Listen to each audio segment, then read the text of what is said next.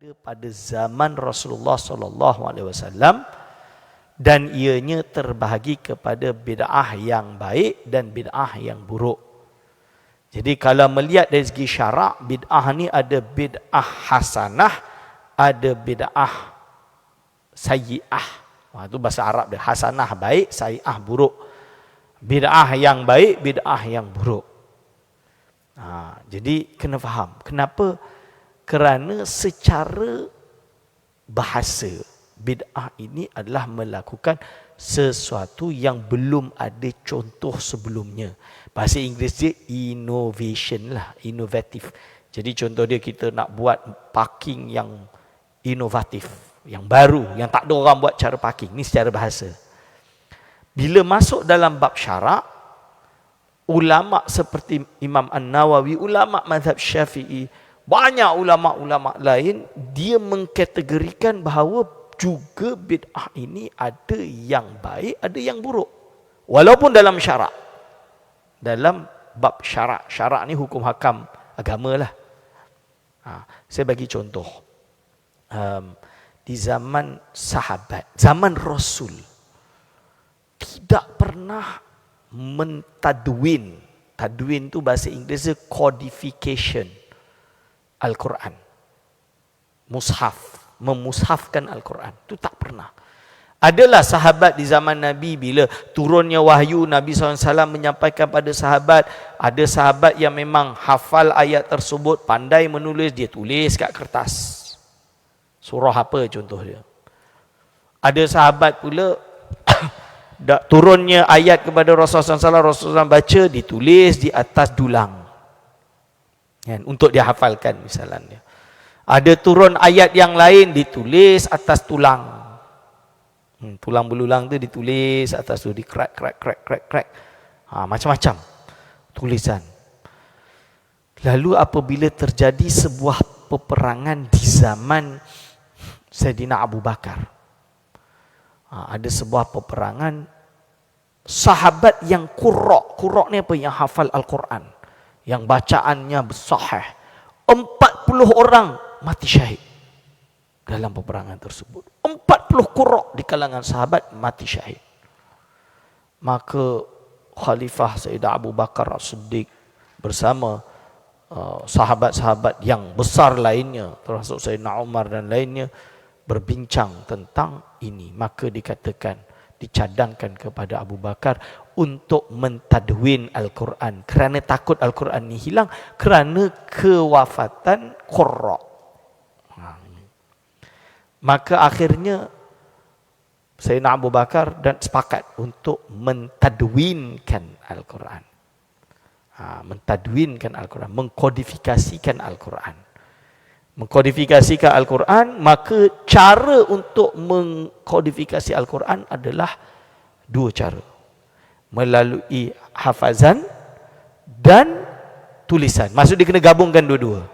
Dan dicek dengan sahabat yang ahli qurra yang lain, yang ahli qiraah, juga hafal dan pandai menulis Al-Quran dan hafal Al-Quran. Disepakati. Jadi, ini ayat dia ni, engkau hafal? Ada tulisan? Ada. Cari sahabat yang tulis ayat ni, ada, dikumpulkan. Itu cara dia. Dan di cross check hafazan. Betul. Sebab itu Al-Quran kesahihannya mutawatir. Mass transmitted. Siapa yang mendustai satu ayat daripada Al-Quran boleh menyebabkan kufur, kerana ia diriwayatkan secara mutawatir. Mass transmitted. Mutawatir ni apa? Khabar, kerana Al-Quran ke khabar kan? Khabar yang ditransmitkan, disampaikan melalui jalan yang jumlah saksi dan perawi mencapai jumlah mutawatir, iaitu jumlah yang tidak mungkin terjadi kesepakatan untuk berdusta. Ini tak mungkin sepakat. Contoh dia lah, Aiman mengajar di Masjid Bukit Jelutong siang ini, pagi ini. Yang hadir ni banyak. Ni berapa ni? Banyak ni. Lebih dari 3, 7, lebih dari 7, 10, lebih dari 10 Ustaz. Tiba-tiba ada orang duk buat fitnah kat sana. Mana Aiman tu tak datang, dia ponteng kuliah duha. Kan? Lepas tu zaman dulu bayangkan tak ada kamera, tak ada apa kan. Puan-puan pun kata, taklah, dia datang lah. Macam mana boleh kau kata datang? Saya nampak dia datang. Dia datang ni, dia buka ni, dia ada ni, dia cakap tentang ni. Tak percayalah. Ni seorang ni yang cakap. Cik panggil yang lain, panggil, saya dapat. Seorang kata, ya, kau nak kata apa? Dia memang datang. Mass transmitted, betul.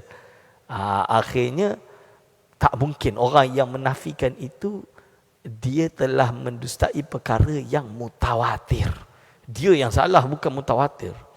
Kan, betul. So, Al-Quran itu otentik dia macam tu. Sebab kisah tadwinul Quran tadi, mengumpulkan Al-Quran. Jadi sahabat mengumpulkan ayat Al-Quran, tulisan dan hafazan, dan di cross check dengan qura' yang hidup. Maka dikumpulkan, disalin 4 naskah mushaf, dibakarlah semua yang lain. Maksudnya yang lain tu yang tulang, kertas tu semua dibakar supaya tidak ada konflik nanti. So 4 ini disepakati, disebarkanlah ke 4 daerah. Di Mesir satu, di timur satu, macam itulah lebih kurang. Saya tak ingat nama bandar dia. Dia ada sebut bandar dia. Kufah ke apa, saya tak ingat. Ada 4. Ini cerita dia. Dari situ terjadilah penulisan Al-Quran yang banyak. Nak tanya, Rasul pernah ajar ke tulis Al-Quran? Tak pernah. Rasul SAW pernah ke perintahkan, kalau aku dah wafat nanti kau tulis Al-Quran? Tak. Sahabat siap kata, ini pernah ke Nabi buat ni? Ini. Tapi perlu. Dan hukum dia apa? Ulama kata ni jadi wajib. Bid'ah Rasul tak pernah ajar, tapi jadi wajib. Ustaz, yang kita kata ni berkaitan hukum syarak, bukan berkaitan adat. Ini bukan adat, hukum syarak lah ni. Tak ada Quran. Yang dikatakan ni hukum ibadah saja Ustaz. Ibadah tak boleh. Selain ibadah tak apa. Menjaga Al-Quran bukan ibadah. Menjaga Al-Quran bukan ibadah.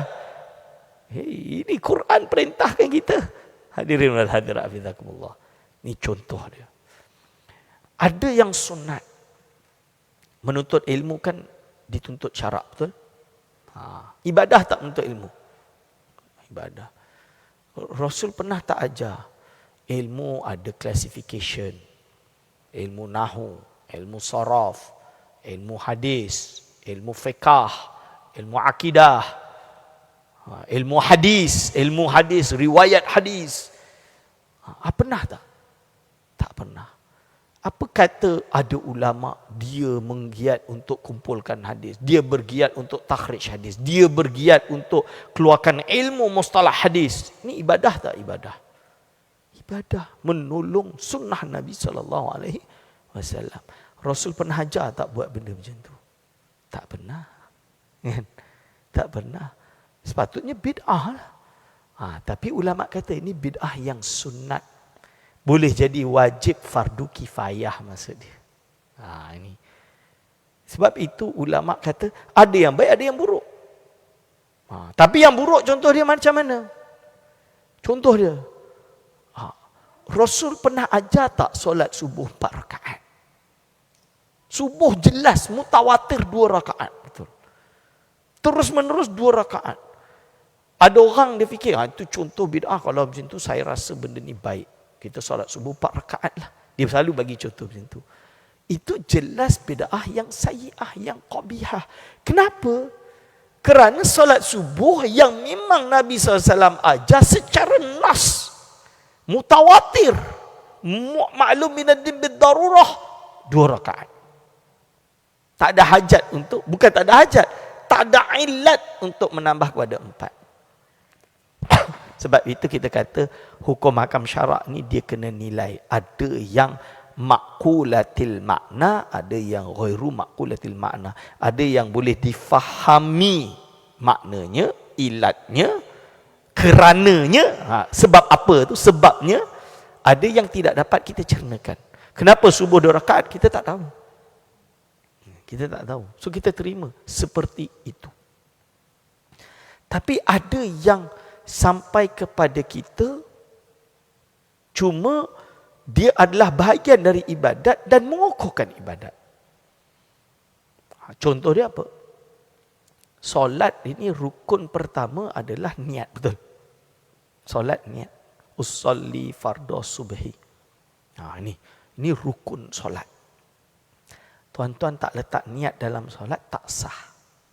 Tak sah. Usolli sahaja aku solat fardu subuh. Ini yang wajib. Dipanggil qasad, ta'arud dan ta'yin. Ini wajib. Tak ada ni, tak sah. Dalam hati. Tempat dia di mana? Niat dalam hati. Tapi ulama mazhab Syafi'i berijtihad. Dia kata apa? Melafazkan niat hukumnya sunat. Sunat. Yundabu. Imam Ghazali sebut dalam kitab Al-Wasit, sunat. Sunat dia macam mana? Usolli fardhu subhi. Lafazkan dulu sebelum takbiratul ihram. Usolli fardhu subhi. Allahu Akbar. Waktu takbir Allahu Akbar, dia masukkan usolli fardhu subhi wa akbar dalam hati dia. Dia tak boleh lafaz lah bila dia takbir sebab dia tengah takbir. Kan? Okay. Apa hukum melafazkan niat sebelum takbiratul ihram? Mazhab Syafi'i sunnat. Golongan Wahabi bid'ah tak boleh. Bid'ah yang sayyi'ah. Bid'ah, dia bagi dia semua bid'ah buruk dan sesat.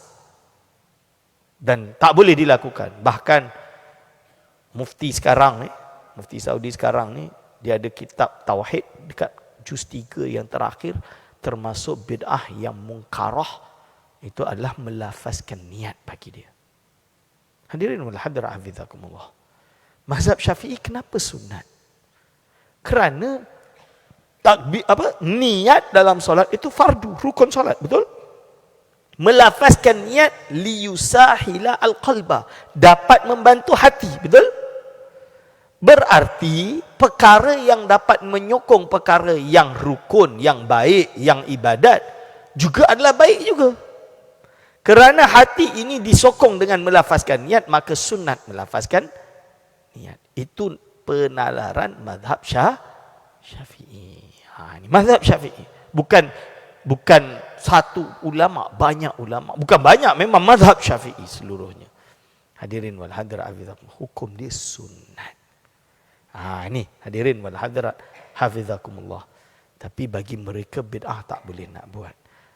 Inilah nanti merembet, bahasa Jawa dia, terkesan pada yang lain.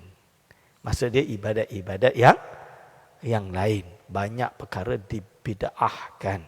Tuan-tuan dan puan-puan, dibid'ahkan, sehingga dituduhlah puan-puan ni melakukan perkara bid'ah. Rasul tak buat. Sekarang ni dia dah tak boleh kata bid'ah, sesat, masuk neraka dan lain-lain. Dia dah tak kata macam tu. Dia tukar SOP. SOP dia apa? Rasul buat tak? Rasul tak buat. Kalau Rasul tak buat, apa kita nak buat? Dia main sentimen macam tu. Orang awam, logik dia, betul lah. Rasul tak buat, apa kita nak buat? Hukum mahkam syarak ini tak semudah macam tu. Kalau kita kata, Rasul buat tak? Kalau Rasul tak buat, apa kita nak buat? Rasul buat tak baca Al-Quran pegang mushaf? Janganlah baca Quran pegang mushaf. Ya, betul tak? Rasul buat tak? Kunut subuh? Tak ada, Rasul tak buat ni. Contoh dia. Hadirin wal hadirat hafizakumullah. Banyak benda kalau kita guna istilah macam tu, semua orang tak mengaji pun boleh tuduh bid'ah. Maka kaedah dia tak macam tu. Kaedah dia kita kena melihat fiqh itu secara mendalam. Ini. Okey. Ya saya. Lafazkan niat. Mazhab Syafi'i sunat. Yundabu. Bahasa yang digunakan yundabu. Syafi'i. Kalau ada guru kat sini dia kata Tak payahlah lafazkan niat tu. Rasul tak buat pun. Report kat saya. Report kat Jais. Tak, sebab mazhab Syafi'i sunat. Sunat, betul. Saya tak nak bermadhab. Ini nanti kita pergi. Imam Syafi'i macam mana Ustaz? Ini kat bawah tu. Teks bawah tu. Dia kata apa? Saya terjemahkan. Perkara-perkara baru itu ada dua jenis. Pertama, perkara baru yang bercanggah dengan Al-Quran dan Sunnah atau athar atau ijma'. Kalau perkara baru itu jelas melanggar Al-Quran, Sunnah, athar dan ijma', ditolaklah. Maka ia adalah perkara bid'ah yang sesat. Kedua perkara baru yang baik yang tidak bercanggah dengan Al-Quran, Sunnah, athar atau ijma', maka ini adalah perkara baru yang tidak dikeji. Ini. Melafazkan niat langgar ke Al-Quran? Tak ada. Hadis Nabi? Tak ada. Athar tak ada. Ijma' tak ada. Kan? Berarti dia justru menyokong hati kita untuk niat. Saya takut tuan-tuan tengah fikir, ni nak balik ni, nak masak gapo ni, nak masak apa ni kan. Allahu Akbar, ni tengah fikir, sayur bayam. Ni. Aku tengah solat lah. Okey, ni solat zuhur ni. Okey. Sah ke tak sah macam tu? Tak sah. Sebab niat dia kena Allahu Akbar, betul. Berapa banyak orang yang lalai. Ni orang yang lalai ketika solat. Takbiratul ihram. Ini kena tak orang tidak orang bagi contoh. Tengoklah kalau orang mazhab Syafi'i ni kadang-kadang dia takbir sampai 10 kali. Tak, kena faham, ada orang memang dia ada masalah dengan hati dia. Saya jumpa di Bukit Antarabangsa, kat Ampang, Bukit Antarabangsa tempat saya tinggal tak jauh lah. Saya solat di satu masjid surau ni, surau Bukit Mulia kalau tak salah. Memang ada jamaah yang Allahu Akbar, Allahu Akbar, Allahu Akbar. Saya tak boleh marah dia, apa tuan haji ni? Saya tak boleh. Sebab memang dia memang ada penyakit itu. Nak buat macam mana? Penyakit was-was tu dia ada. So kita kena lawan was-was, Ustaz. Sebab itu nak lawan was-was dengan talafuz bin niat. Salah satu dia melafazkan niat. Salli farda maghribi salsa rakaatin musabila kilati imam makmum lillahi ta'ala. Allahu Akbar. Kan dia boleh concentrate. Cuba kalau bid'ah. Allahu Akbar. Allahu Akbar. Dia jadi masalah. Tapi ada kadang dia buat-buat, Ustaz. Tak buat-buat tu kita tak boleh nak tuduh. Bukan kita kan tempat dia nak kata hati dia apa. Itu urusan dia dengan Allah SWT. Kita jangan masuk campur hati dia. Kalau dia ada penyakit tu, kita nak buat macam mana? Penyakit. Hadirin wal hadirat hafizakumullah. Tapi kalau bercanggah dengan syarak, Rasul tak pernah kata Allah ada kaki, ada tangan, ada kepala. Tak pernah. Maka tiba-tiba keluar mazhab. Kena kata Allah ni ada tangan. Kena kata. Pernah jadi macam tu? Tak pernah. Tiba-tiba dia kata, ini adalah bid'ah yang terkeji. Hadirin wal hadirat hafizakumullah.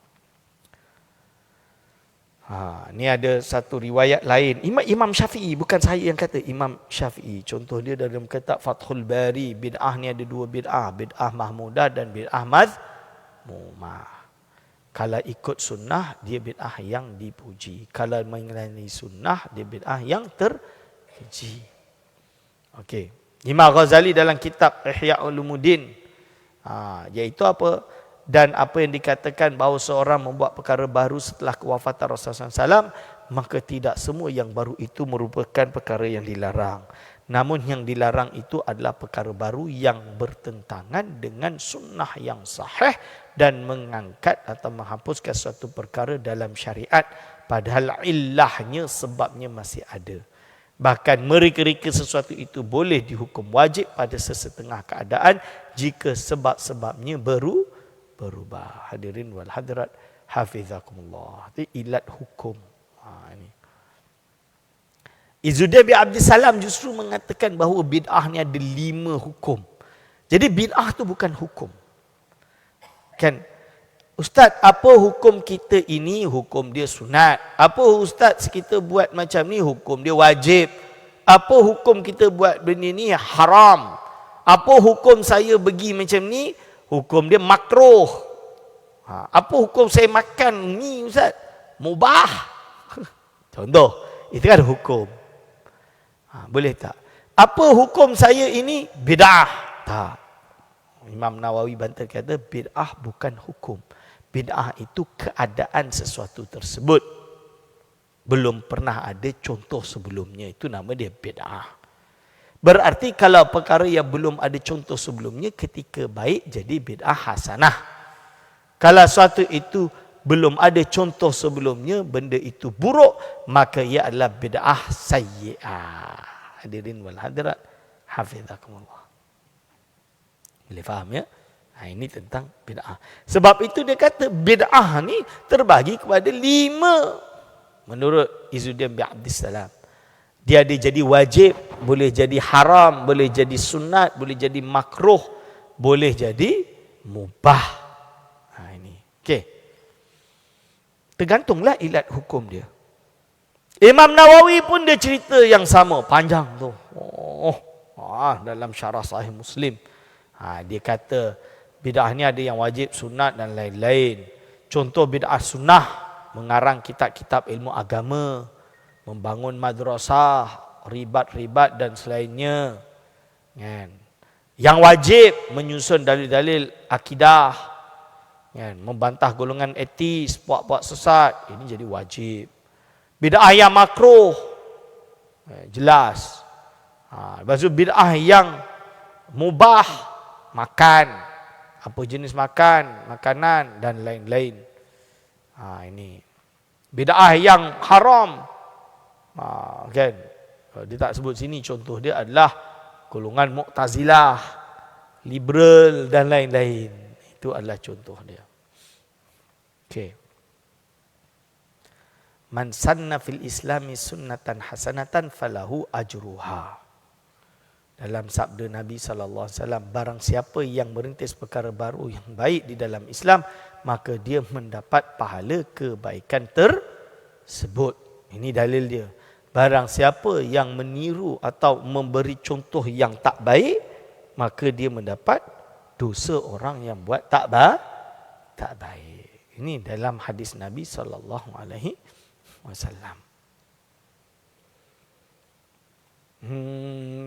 Contoh dia. Ini isu paling besar kita di Malaysia, di negeri Selangor ni, golongan Wahabi, dia tak suka benda-benda yang memang menjadi legasi bagi tok guru mereka sebagai bid'ah yang sesat. Contoh dia apa? Syekh Utsaimin dia kata, fi bayanin namazij, contoh-contoh bid'ah yang bid'ah yang tak baiklah, bid'ah yang muasarah yang ada pada hari ini. Muasirah ni, muasirah. Saya tertinggal ain. Yaitu apa? Al-ihtifal bil maulidin nabawi. Perayaan Maulid Nabi. Sebab itu dia orang tak nak raya Maulid Nabi. Nah, kita ni dah mula kat Malaysia ni dah mula sentimen jangan buat perayaan Maulid.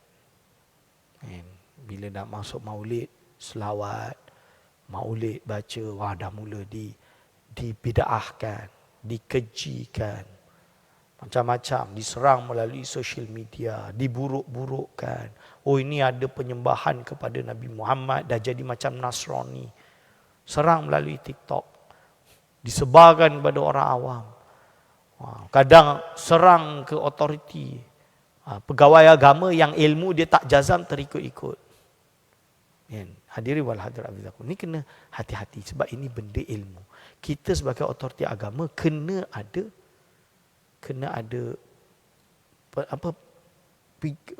stand yang kuat. Boleh ke tak boleh? Hujah kena kuat. Hadirin wal hadirat, hafizakumullah. Perayaan Maulid ni hukum dia apa, tuan-tuan? Dia perayaan. Al-ihtifal.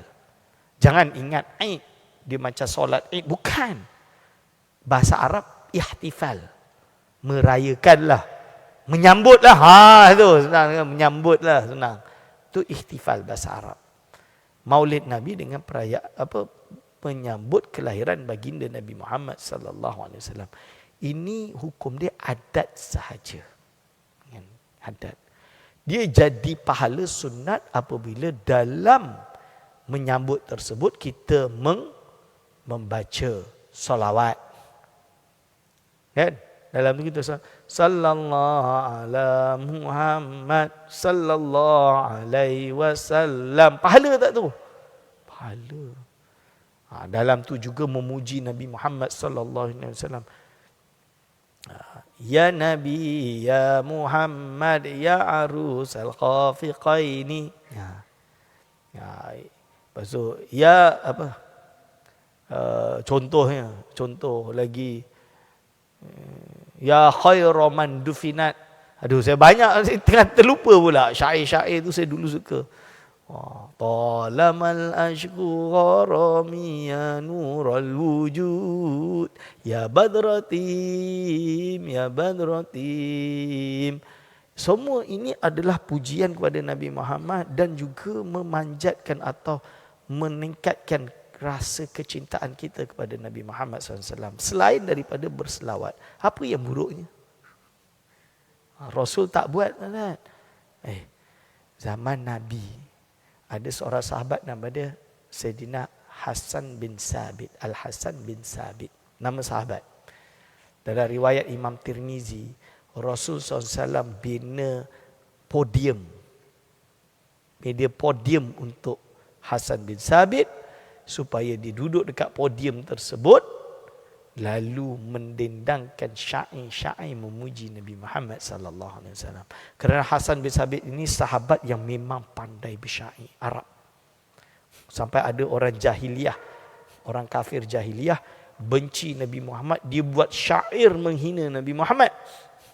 Hasan bin Sabit jawab dengan syair memuji Nabi Muhammad dan menghujat syair-syair jahiliyah tadi. Itu Hasan bin Sabit.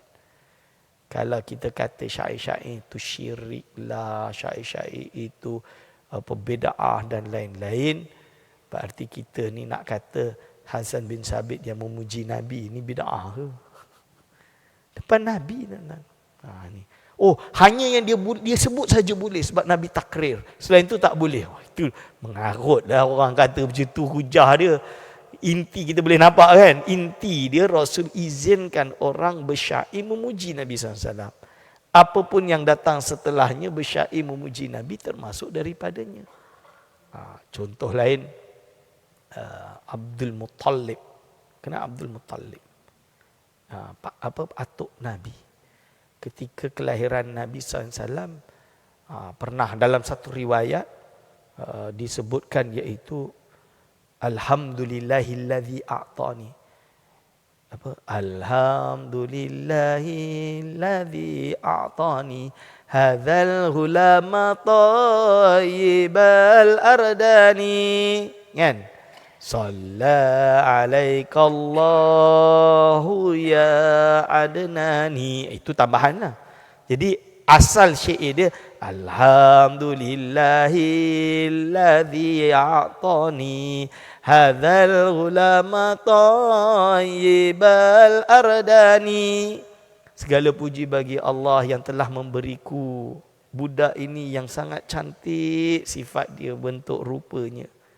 Itu pujian Abdul Muttalib kepada Nabi Muhammad SAW.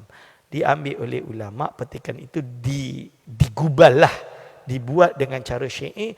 Salla alaikallahu ya adnani ya musafa ya safwatar rahmani alhamdulillahillazi a'tani hadzal ghulama tayyibal ardani. Tahu ke tidak tuan-tuan? Apa yang buruknya? Zaman dulu mak saya, opah saya kan, sebelum tu mak saya ceritalah, kalau baby susah nak tidur baca selawat tidurlah dia. So anak saya nombor 1 dengan nombor 2 tu kalau susah nak tidur Saya pun selalu ilahi lastulil firdausi ahla. Itu memang dia tidur. Itu memang dia tidur. Tu hadir wal hadrat. Jadi itu ihtifal Maulid Nabawi. Selawat tu dapat pahala. Itu diingkari, dibid'ahkan. Tabarruk bil amakin wal athar. Bertabarruk dengan pada tempat. Sini dah tuan-tuan. Apa rasa tuan-tuan solat di tempat yang Rasul solat? Seronok tak? Itu ulama bertabaruk macam tu. Tapi bagi mereka bid'ah. Jadi Nabi SAW ketika sampai di Madinah pagi-pagi ni, saya tak ingat bila. Tapi waktu tu saya tak ingat. Tapi ceritanya Nabi SAW pertama kali masuk di bandar Madinah sebelum Quba. Quba kan masjid pertama. Sebenarnya ada yang lebih awal lagi. Dia tempat Nabi solat sebelum pergi ke Quba. Saya dah pergi kat situ, masjid tersebut. Cuma saya sedih, saya sampai kat situ, dia punya kubah tu dah dihancurkan. Tinggal bekas mihrab dengan macam batu lah. Dinding atap dia tu semua dah roboh. Ada kat situ. So dah terpaksa pakai slipper kat situ. Maksud dia hilangkan kesan Nabi Muhammad SAW. Ulama dulu beratus tahun orang datang solat kat situ nak bertabaruk tempat yang Nabi pernah solat. Kan? Tapi dihilangkan. Tuan-tuan, apa rasa tuan-tuan minum air dari telaga yang Nabi pernah minum air daripadanya? Kan? Itu namanya tabarruk. Kita pergi dekat Mekah, Nabi SAW pernah minum dari air telaga ni. Telaga tu diletak, ditutup supaya tak boleh ada air. Biar orang tak tabaruk. Macam mana ni tuan-tuan? Kita nak, Nabi kan SAW minum kat situ. Ini. So, ini nama dia ambil berkat. Sahabat-sahabat ambil berkat. Ini rambut Nabi, ambil rambut Nabi. Wah, dia ni banyak rambut Nabi. Bagi aku sehelai, bagi sehelai kat sahabat, disimpan. Tabaruk dengan rambut Nabi. Turun-temurun. Sampai hari ini, yang ada siap ada sanad. Dia orang mula dah. Mana kau tahu itu rambut Nabi? Ni ada sanad dia. Alah sanad ni kau buat-buat ni. Habislah kalau macam tu tuan-tuan. Sebab di dalam Islam, isnadu minaddin. Kita khusnudhan lah. Rambut ini rambut Nabi SAW. So kita tabaruk dengan dia itu sahaja tuan-tuan. Kan? Apakah tak boleh? Banyak benda yang lain. Wal athar, kesan. Wal amwat. Orang yang telah meninggal, orang-orang soleh. Ziarah maqam para awliya. Ulama amalkan dulu. Wa nahwi dzalika wal bid'ah fi majalil ibadat wa taqarrub ila Allah. Dia kata ini adalah bid'ah dalam hal ibadat dan mendekatkan diri kepada Allah. Salah satu yang di Malaysia paling kenal sekarang, kalau tuan-tuan lihat kat handphone, ada yang message. Kalau orang meninggal sebut inna lillahi wa inna ilaihi raji'un. Allahumma ighfir lahu warhamhu, kan? Jangan sebut al-Fatihah. Dia kata Rasul tak pernah buat, orang meninggal sebut al-Fatihah. Bukan macam tu. Kita baca inna lillahi wa inna ilaihi raji'un rahimahu Allahumma ighfir lahu warhamhu wa'fi wa'fu anhu. Kita sebut doa tersebut. Lepas tu kita pun tambahlah, semoga bacaan Fatihah aku ni aku hadiahlah kepada orang yang telah meninggal tadi tu. Semoga mana tahu Allah SWT jadikan ia syafaat kepada polan tersebut. Ihda'uth thawab ilal mayit, menghadiahkan Fatihah kepada orang mayit. Takkan tak boleh. Dalil-dalil banyak. Ini contoh dia. Bagi mereka ni bid'ah. Contoh lain dalam bab fiqh, menghidupkan malam nisfu Sya'ban. Malam nisfu Sya'ban. Imam Syafi'i kata dalam kitab Al-Um, ni dalam kitab Al-Um, telah sampai kepada kami bahawa sesungguhnya disebutkan bahawa doa itu dimakbulkan pada 5 malam. Iaitu malam Jumaat, malam Hari Raya Aidil Adha, malam Hari Raya Aidil Fitri, malam yang pertama daripada bulan Rejab, dan malam nisfu Sya'ban. 5 malam. Hadirin wal hadrat, hafizakumullah. Ini malam nisfu Sya'ban termasuk mustajab. Kenapa menghidupkan malam nisfu Sya'ban? Supaya doa kita mustajab. Kenapa solat pula sunat? Solat malam tak sunat, apa gerihanya? Lebih-lebih malam yang fadail macam ni, kita hidupkanlah malam tersebut. Adakah dia solat sunat nisfu Sya'ban? Ini fitnah. Kita pernah tak solat malam nisfu Sya'ban? Tak pernah, tak ada solat malam nisfu Sya'ban. Bila orang kata malam nisfu Sya'ban tu solatlah atau solatlah malam nisfu Sya'ban, maksud dia bukan solat sunat malam nisfu Sya'ban, maksud dia solat sunat di malam nisfu Sya'ban. Tahajudlah maksud dia. Ya, ini. Dia dibid'ahkan tuan-tuan. Tengok apa kata ulama ni, Saleh Fauzan, dia kata apa? Wa min dzalika takhsisul lailati. Daripada perkara bid'ah itu ialah mengkhususkan malam nisfu Sya'ban untuk melakukan qiyam, menghidupkan malam, untuk dan mengkhususkan waktu siang harinya untuk berpuasa. Sesungguhnya tidak sabit daripada Rasulullah SAW mengkhususkan suatu padanya hari dan malam nisfu Sya'ban. Ini tak betul. Kita menghidupkan nisfu Sya'ban ini kerana ulama salafus soleh buat juga. Ada riwayat ulama salafus soleh di Syam menghidupkan malam nisfu Sya'ban. Kita puasa bukan puasa hari nisfu Sya'ban. Kita puasa kerana puasa putih. 15 nisfu Sya'ban sunat tak puasa? Jangan kata tak sunat, itu hari putih kan. Sunat tak puasa putih. Ini. Hadirin wal hadirat fillah. Mereka adalah mazhab tidak bermazhab. Ini confirm. Golongan Wahabi dia selalu sebut, bukan mazhab Syafi'i kata macam ni ke? Kau nak ikut mazhab Syafi'i ke nak ikut Imam Syafi'i? Nak ikut Nabi? Kan dia kata, saya nak tanya, ikut ustaz ke ikut Nabi? Ikut Nabi lah ustaz. Apa nak ikut ustaz? Nak ikut Tok Lebay ke nak ikut Nabi? Nak ikut Nabi ustaz. Apa nak ikut Tok Lebay? Tok Lebay boleh salah, Nabi takkan boleh salah. Ini skrip yang biasa dia orang sebut. Hadirin wal hadirat hafizakumullah. Kalau saya jawab balik. Anak ikut Imam Syafi'i bukan ikut Nabi ke tu? Kan?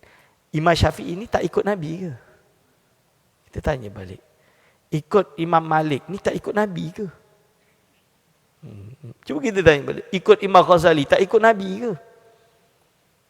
Kita cubalah ukur baju kita dengan baju mereka. Kita hafal berapa kerat ayat? Mereka jangankan Al-Quran, hadis berapa banyak, kitab berapa banyak dah lumat. Bukti dia kitab yang mereka karang berjilid-jilid. Kita berapa buku yang kita tulis? Adalah tulis bahasa Melayu, bahasa Inggeris, terjemahan tu Syekh. Ulama dulu, Imam Ghazali ni, saya banyak orang tak kenal Imam Ghazali. Imam Ghazali dalam bab akidah dia ada kitab kecil sampai besar. Bab tasawuf Ihya Ulumuddin 10 jilid tuan-tuan. Belum lagi kitab-kitab yang lain. Bab fiqh tuan-tuan tahu tak dia karang kitab apa? Fiqh. Jangan ingat Imam Syafi'i, Imam Ghazali ni ulama sufi. Tak boleh dipakai. Imam Ghazali ni ulama mazhab Syafi'i. Hebat dia. Dia mengaji dengan Imamul Haramain Juwaini. Dia karang Al-Basit. Fikih mazhab Syafi'i itu tebal ni. Tebal ni, saya ada kat rumah. Al-Basit. Basit tu maksud dia yang luas. Al-Wasit pertengahan 10 jilid. Saya ada tuan-tuan, 10 jilid. Al-Wajiz tu 1 jilid tebal. Lepas tu Imam Ghazali buat khulasah 1 jilid lain. Itu kitab fiqh mazhab Syafi'i. Hati-hati kalau nak kata Imam Syafi'i tak tahu syariat. Hati-hati nak kata Imam Syafi'i tak tahu hadis Nabi. Dia ada kitab usul fiqh dia, Al-Mustasfa, 2 jilid tebal. Belum lagi kitab yang lain. Itu Imam Al-Ghazali. Tiba-tiba hari ini orang datang, Arab pun tak hafal, apa pun tak kerti. Puas. Pum-pam. Dia lah lebih alim daripada yang lain. Semua dia kritik. Bukan kritik tak boleh. Tapi kritik tu biarlah satu level. Kan? Ulama dengan ulama. Tak apalah kritik. Kan?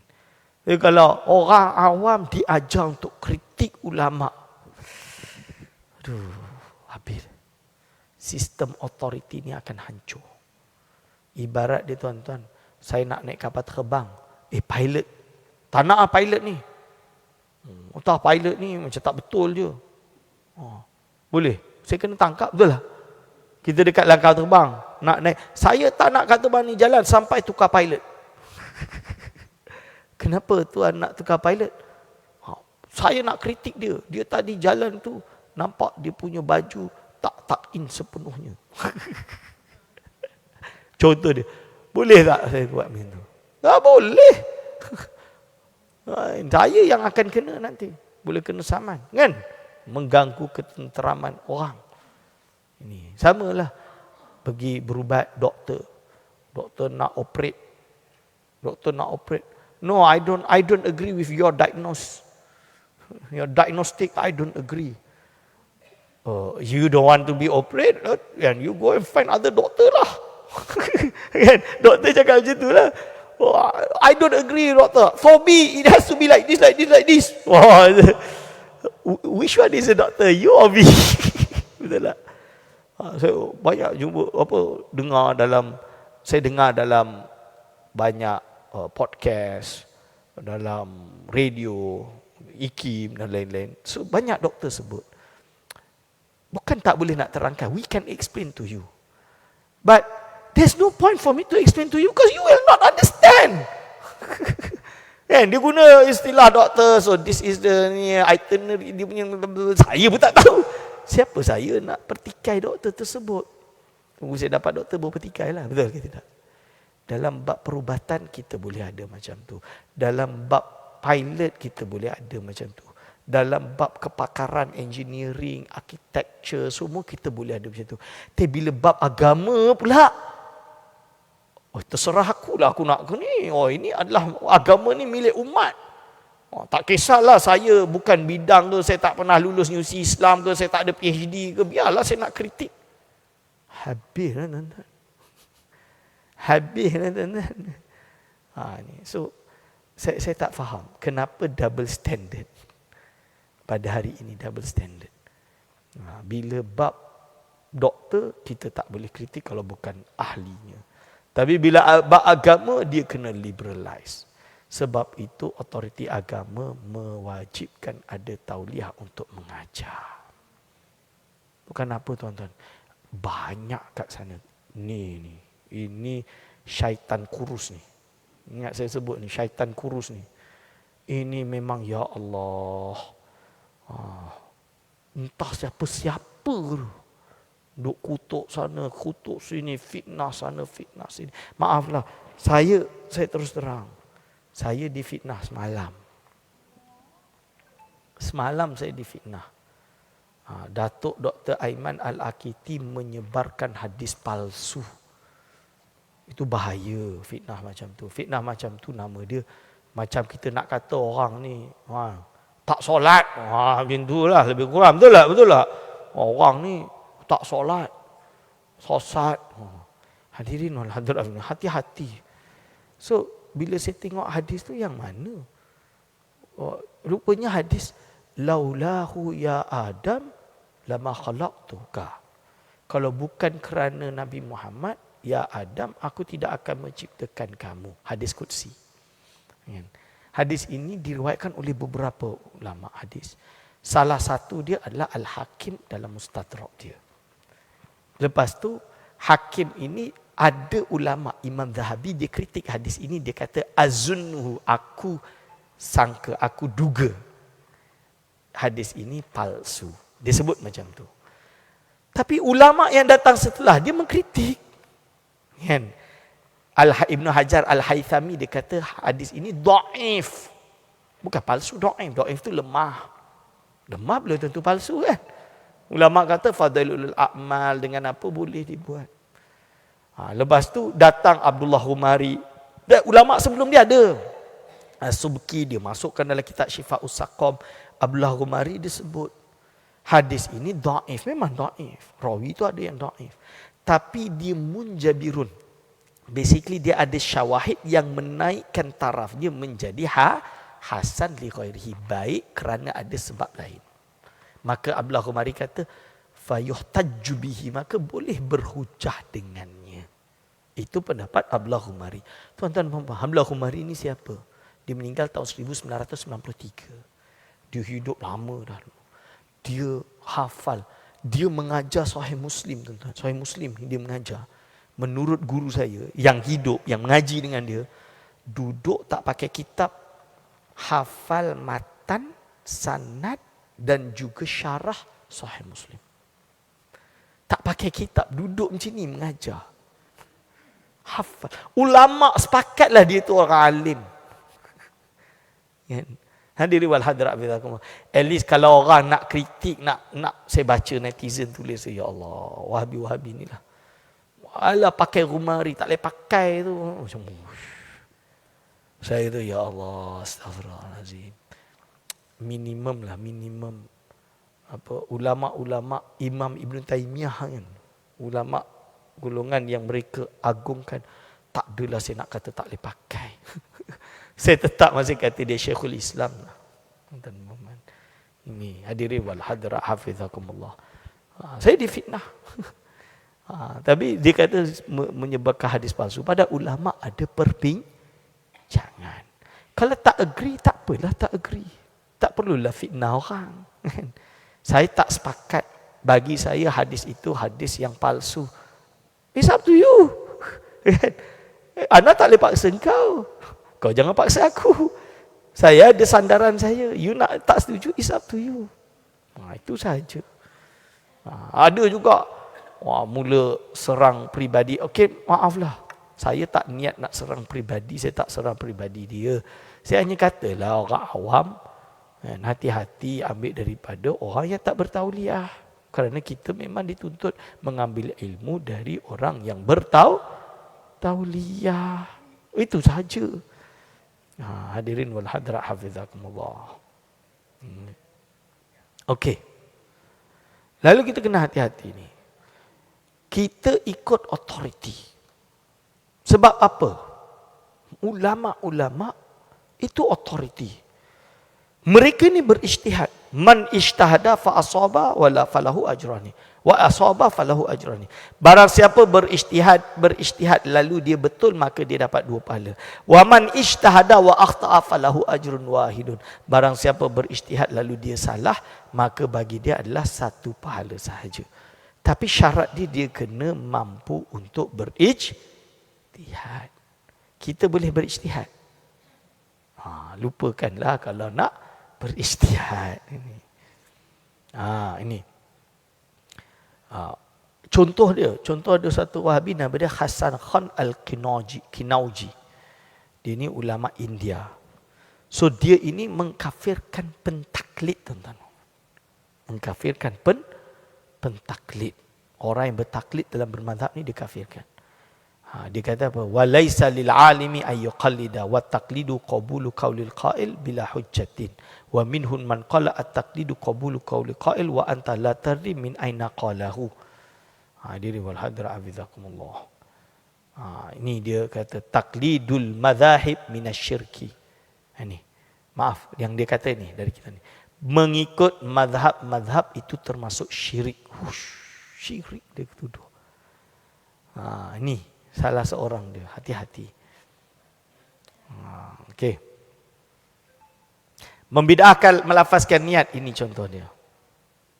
Dalam mazhab Syafi'i dah disebutkan disunatkan wa tanbi wa niyatu bil qalbi wa yundabu, disebut wa yundabu, dan disunatkan an-nutqu qubaila takbir, untuk mengucapkan lafaz niat sebelum takbir. Okey. Syekh Saleh Fauzan dia kata ini termasuk bid'ah. Dia kata apa? Bid'ah termasuk daripadanya adalah wan niyatu mana dia kata bi ayyakula minha dekat tengah tu. Minha termasuk daripada bid'ah yang sesat al-jahru bi niyatis salat. Iaitu menguatkan niat salat. Seperti dia kata nawaitu an usalliya kadza wa kadza. Aku berniat untuk solat kerana Allah Taala kadza wa kadza. Wa hadhihi bid'atun. Dia kata ini adalah bid'ah. Contoh isu fiqh yang mereka gaduh di Malaysia menyentuh isu tidak membatalkan wudu. Menyentuh isteri dalam mazhab Syafi'i batalnya wudu. Dia nak ambil yang mudah, tak payahlah nak ikut mazhab Syafi'i menyusahkan. Dia kata kenapa Aisyah pernah cium Nabi SAW mencium Aisyah, contoh dia. Lepas tu Nabi solat, kan, dan lain-lain. Dia bagilah contoh macam-macam. Ini ada kaedah dia. Faham? Kaedah dia di dalam ilmu usul fiqh. Saya bagi contoh isu hadis yang Aisyah pernah dikata mencium baginda SAW lalu baginda SAW solat, atau Nabi SAW mencium Aisyah lalu baginda solat. Dijawab di sini apa dia kata dalam kitab Syarah Majmu'. Dan jawapan kepada hadis Aisyah tentang jatuhnya tangan beliau di atas telapak kaki. Cerita tangan dia jatuh di atas telapak kaki Nabi SAW itu ialah ada kemungkinan ia beralas. Maksudnya dia ada alas hail. Sebab itu tak batal. Yang ini tidak batal. So dalam mazhab Syafi'i menyentuh adalah batal. Tapi ustaz, kenapa mazhab Syafi'i kata je nak ikut mazhab Syafi'i? Bila pergi Mekah, pindah mazhab juga. Orang bertawaf. Gila, sebab itu susah, berat. Kita ajarlah masyarakat. Maka kita ikut mazhab Maliki. Cara dia apa? Wuduk seluruh kepala. Batal dia ikut mazhab Maliki. Pegang, sentuh, tidak niat, tidak sengaja, tidak batal. Boleh faham? Boleh faham? Ini. Tapi ada kaedah dia lah. Bukan sembrono, campur aduk. Hadirin wal hadirat hafizakumullah. Okey. Lalu dia sebut di sini membaca Sayyidina di dalam tasyahud. Ada di kalangan mereka membid'ahkan membid'ahkan tahiyat akhir.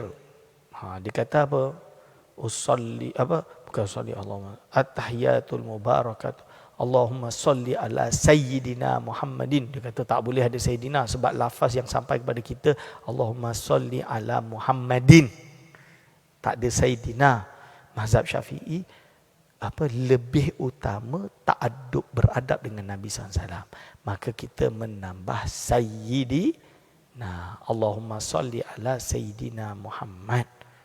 Takkan nak panggil Muhammad. Na'uzubillahi min zalik. Kan? Ini hadirin wal hadirat hafizakumullah. Ini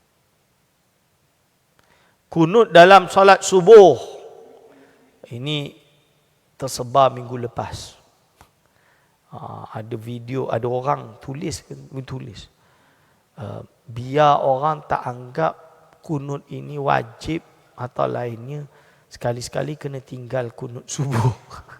Sengaja tinggal supaya orang tak ingat bahawa kunut subuh tu adalah wajib lah, apalah, saya tak ingat, lebih kurang macam tu lah. Viral lah.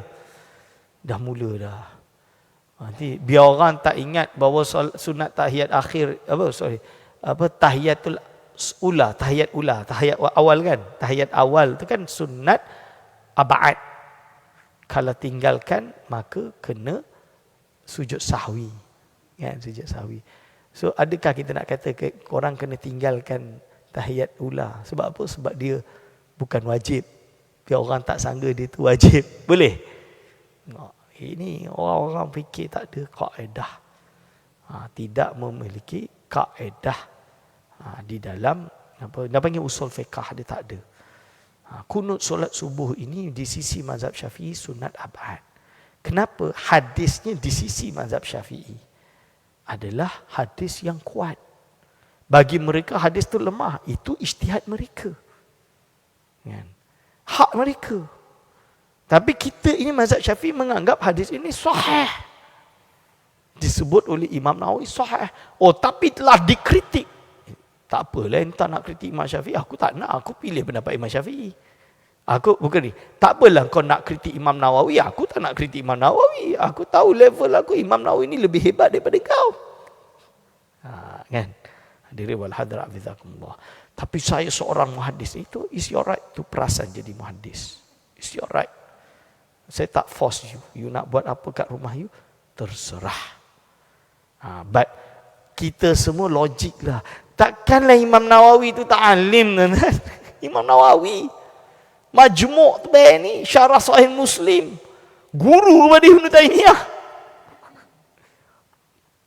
Kita ukur, measure your baju dulu lah dengan dia. Hadirin wal hadirat hafizakumullah. Ni. Okey. Mengqadha salat ini suatu yang dipertikaikan. Kenapa nak qadha salat? Kan qadha salat kan tuan-tuan dan puan. Hadirin wal hadirat hafizakumullah. Dalam mazhab Syafi'i, orang yang tinggal salat dia kena qadha lah. Hutang dengan manusia je pun kita kena bayar. Apalah lagi hutang dengan Allah. Qadha. Ustaz, ana dulu jahiliyah, ana dulu artis, pakai seksi, pakai apa, solat tak pernah jaga. Sekarang alhamdulillah dah berhijrah. Berapa lama cik kak dah tinggal solat dulu? Oh, tak payah kata Ustaz, dari mula keluar haid sampai umur 40. Alhamdulillah tak sampai umur 50, tambah lagi 10 tahun. Saya kata alhamdulillah 40 tahun. Kiralah berapa tahun? 25 tahun lah Ustaz. Contoh 25 tahun saya tinggal solat. 15 tambah 25, 40 lah. Kan? Contoh dia 25 tahun. Macam mana saya nak qadha solat? Saya bagi tahu tuan-tuan. Jadi saya banyak artis-artis, anti-anti bagi tahu saya seperti itu. Di Bukit Damansara tu banyak datang ngaji dekat masjid Sayyidina Umar bin Khattab. So datang nak jumpa Ustaz Aiman kejap. Ni bolehlah saya jumpa. Ni macam mana Ustaz, saya dulu ni saya baru sedar. Contoh dia, saya sedar tu umur 40 lah. Sekarang dah umur 60. Dah pencen. 40 sampai 60 tu saya jaga solat. Tapi sebelum 40 tu lebuh tu Ustaz. Ni macam mana? Kena qadha ke? Ada Ustaz tu kata tak payah qadha. Saya macam inilah. Logik kita fikir. Redha ke tak redha tu kan Allah SWT. Kita tak tahu di sisi Allah apa. Apa salahnya kita usaha untuk qadha semampu kita? Kalau Allah terima, alhamdulillah. Kalau Allah tak terima, nak buat macam mana? Daripada kita tak qadha, nak ambil mudah, tak nak bermadhab, atau ambil pendapat yang mudah, di sisi Allah rupanya kena qadha. Di akhirat kelak kita berhadapan dengan Allah. Betul ke tidak?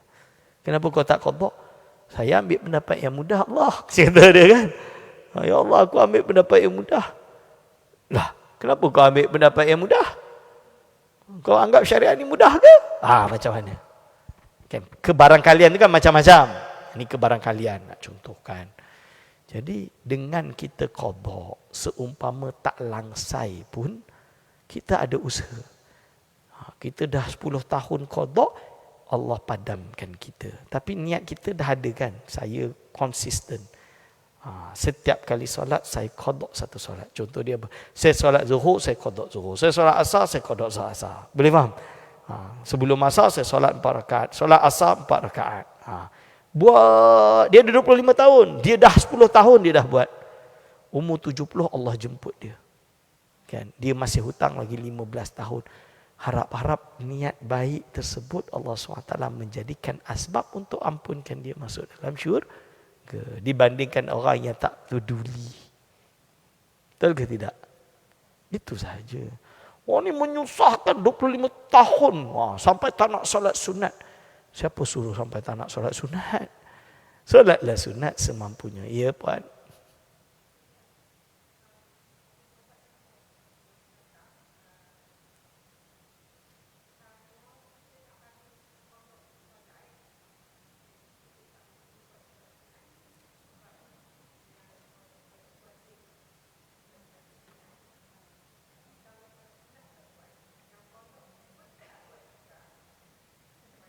Okey.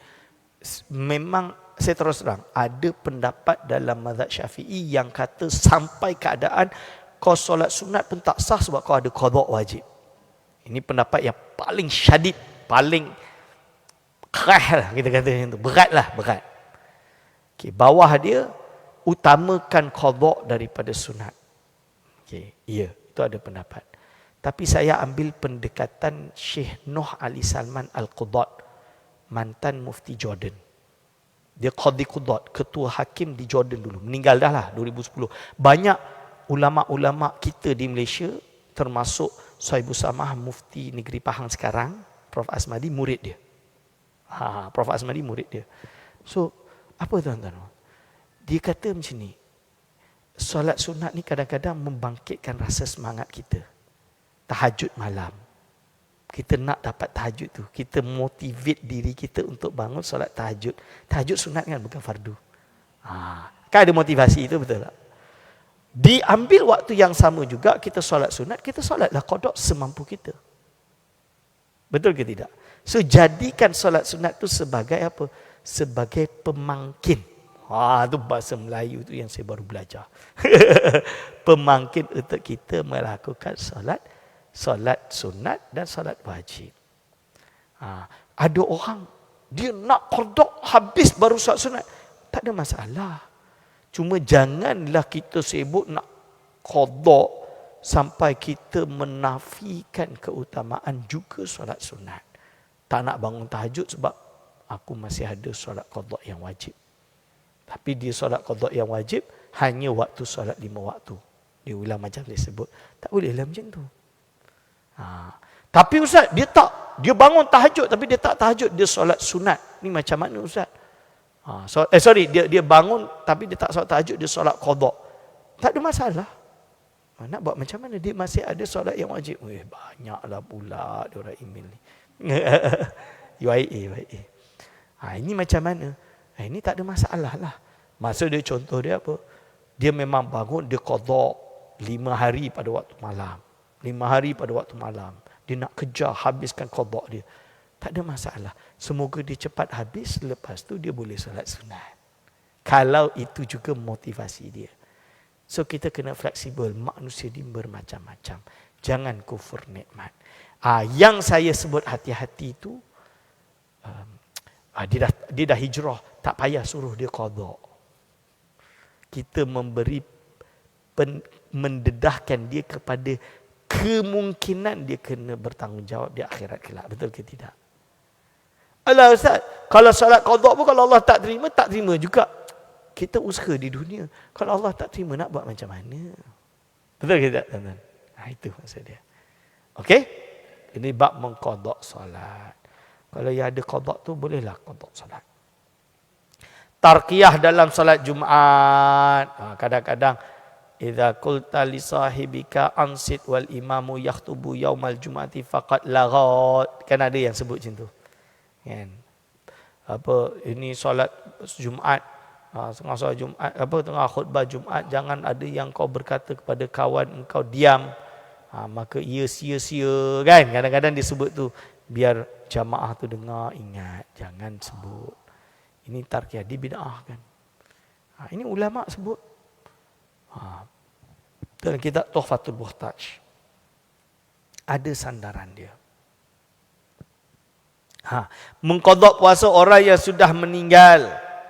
Ini ada dibahas tentang puasa. Bab puasa boleh untuk diqadakan. Ada khilaf lah ulama. Minimum kita hormat khilaf. Okay. Hujah-hujah dia pun disebutkan. Menghantar jenazah dengan bacaan La ilaha illallah. Dia orang bid'ahkan. Rasul tak pernah buat. Patutnya kita fikir bahawa kita akan mati. Dengan La ilaha illallah pun kadang-kadang Kita berfikir, kan sekarang ni orang hantar ni tambah bersorak-sorak. Sorak-sorak. Budak-budak ikut lari-lari, seronok. Hantar jenazah. Jika kita bertahlil la ilaha illallah, isi lidah kita dengan perkara yang baik. Betul ke tidak, tuan-tuan? Ini. Talqin jenazah, ini dia orang bid'ah kan, tuan-tuan? Kan, talqin ini terkenal lah. Ada orang meninggal. Oh, kami tak talqin, kami pilih tak talqin. Tu hak dia lah. Tu hak dia. Tak ada masalah. Cuma nak kabur kan. Talqin ni disebut oleh Imam Ibn Qayyim Al-Jauziyah. Ibn Qayyim Al-Jauziyah ni siapa? Murid Ibn Taymiyah. Dalam kitab Ar-Ruh dia. Dia membenarkan dan menganggap amalan itu diterima. Talaqaul umat bil qabul. Dia kata kerana generasi bergenerasi buat tu tanda ia adalah benar dan boleh dilakukan. Imam Ibn Qayyim kata. Bukan Aiman. Dalam kitab Ar-Ruh. Ni teks dia. Ni. Dalam kitab Azkar pun ada talqinul mait ba'da dafni, setelah ditanam. Talqin. Qala jama'atun kathiruna min ashabina bistibabihi. Telah berkata banyak daripada pengikut mazhab Syafi'i kesunahannya, istihbab. Sunat untuk talqin. Imam Nawawi dalam kitab Al-Azkar. Hadirin wal hadirat. Membida'ahkan hadiah pahala bacaan kepada si mayit ni saya dah sebut tadi. Ni. Okey. Dalam Riyadhus Shalihin Imam Nawawi kata, wa yustahabbu ay yaqra'a indahu syai'un minal Qur'an wa in khatamul Qur'ana kana hasanan. Maksud dia apa? Disunatkan untuk membaca Al-Quran di sisi kubur si mati. Sekiranya dikhatamkan itu lebih baik. Kalam siapa? Imam Asy-Syafi'i. Imam Syafi'i. Diriwayatkan oleh Imam Nawawi dalam Riyadhus Shalihin. Ni. Imam Nawawi kata apa? Disunatkan bagi orang menziarah kubur untuk membaca bahagian daripada Al-Quran dan mendoakan mereka setelahnya, yang Imam Syafi'i telah menaskannya dan disepakati oleh ashab. Diorang tak kata apa ni duk baca Quran sebelah kubur. Nabi tak buat sembah kubur ni. Tabaruk sebelah kubur, sembah kubur, macam-macam tuduhan dia. Imam Nawawi riwayatkan bahawa disunatkan membaca Al-Quran bagi orang yang menziarahi kubur di sebelah kubur. Jadi tuan-tuan dan puan, kalau kita dah meninggal, apa rasa kita kalau anak kita datang jenguk kita, ziarah kita, baca Quran, hadiahkan kat kita? Kan bahagia, betul tak? Begitu juga kita. Saya tak tahulah, mungkin puan-puan, puan Sri semua yang dah berumur ni dah tak pergilah maqam mak bapaknya. Tapi kalau saya, ayah saya dah meninggal, saya ziarah ayah saya. Ziarah ayah saya baca Yasin pada dia, tahlil kat dia. Saya bawa anak saya, cucu dia lah. Saya bawa anak dia, ajar anak saya.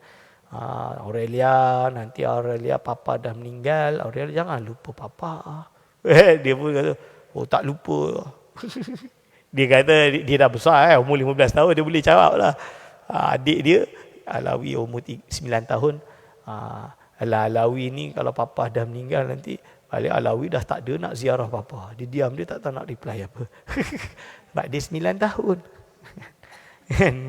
Logik. Logik bila dah besar, macam kakak dia boleh lah. Cakap mana Aurelia mesti ziarah punya. Sebab saya hantar anak saya kat pondok.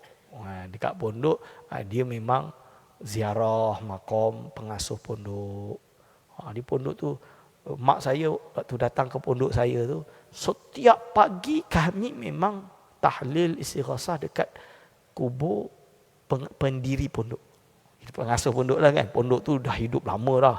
Seorang tok guru tu meninggal, dikubur di depan masjid. Anak dia meninggal, kubur masjid. Anak-anak dia meninggal, semua kubur kat situ. Kami sebagai murid ni, setiap setelah subuh pergi ziarah makam depan masjid. kita bertawasul, beristighasah, bertahlil, yasin dan lainnya. Itu setiap subuh.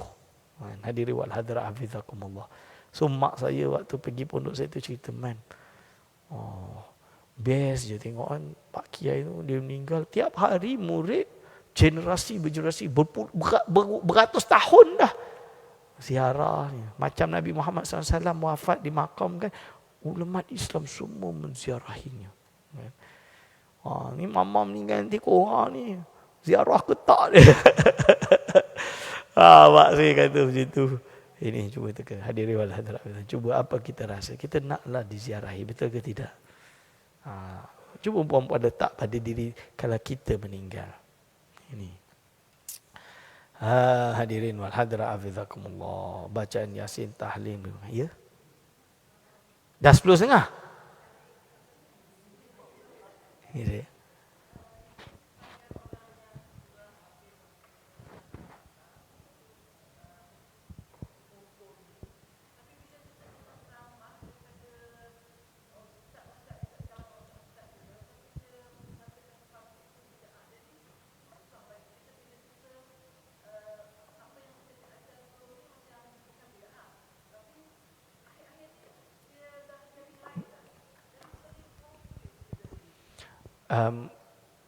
Hajah dia macam ni. Negeri Selangor dah keluarkan fatwa. Termasuk melanggar fatwa adalah membid'ahkan perkara khilafiyah. So kalau ada ustaz kata macam tu, report ke JAIS. Itu satu. Yang kedua, ustaz-ustaz macam ni, kalau dia ustaz pun dia tidak diberi tauliah. So report ke JAIS. Kalau dia ada tauliah, kami tarik. Kalau dia tak ada tauliah, dia memang tak boleh mengajar. Sebab itu tauliah tu penting. To regulate. Biar tak semua orang ada mulut boleh cakap. Bahaya. Semua orang bagi pendapat habis. Ini. Okey, macam mana kami nak nilai? Kalau kami, kitab banyaklah, berhujah lah. Di Jabatan Mufti, mesyuarat Jawatan Kuasa Fatwa ni saya terus terang. Berhujah. Saya bawa kitab. Kadang-kadang kitab tu bukan fizikal, laptop lah, dah siap dah. Berhujah, baca ibarat. Mufti bagi pandangan. Timbalan mufti bangkang. Contoh dia, bukan nak kata timbalan mufti bangtai mufti. Tak, maksud saya bagi, dia keluarkan pendapat dia. Pun kita berhujah, kita istinbat. Dan dalam keadaan tak ada hujah, tak ada ibarat, tak ada apa, kita kata ini tak boleh nak putuskan. Kena buat kajian kembali. Jadi, ada orang pandang apa orang mesyuarat ni habiskan goreng pisang je, karipap je kan. Jangan. Kami di Jawatan Kuasa Fatwa ni berhujah kan. Bawa kitab. So tak apa. Masyarakat nak tanya, tanya. Kami berkewajipan jawab. Itu. Kan? Jadi kalau ada orang macam ni, dia cakap, tanya balik, refer ke Jabatan Mufti. InsyaAllah kami cuba menjawab semampu kami. Kalau tak mampu, kami kena buat penyelidikan. Maksud dia apa? Kena lantik tim untuk menyelidik. Terutama benda-benda yang berat.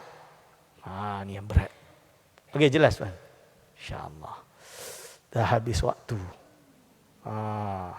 Okey, ni saya sikit je. Yasin, tahlil, makan ni termasuk yang dibid'ahkan. Ini contoh buku yang suka bid'ahkan, kita dah jawab. Ziarah kubur. Dibid'ahkan maksiat ziarah kubur Nabi, ini juga kita dah habis lah, saya dah explain. Memegang atau mencium kubur pun kadang dituduh syirik lah, macam-macam. Ini kami dah jawab. Peringatan Maulid dah jawab. Okey, kita berhenti kat sini.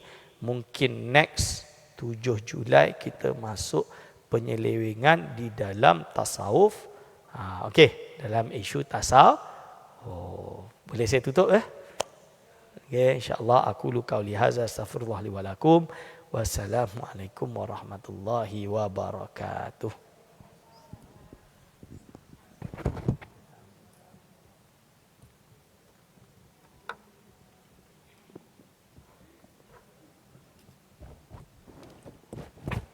Ustaz siapa sekarang?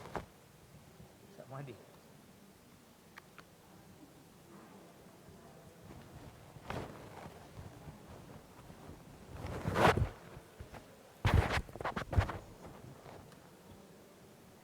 sekarang?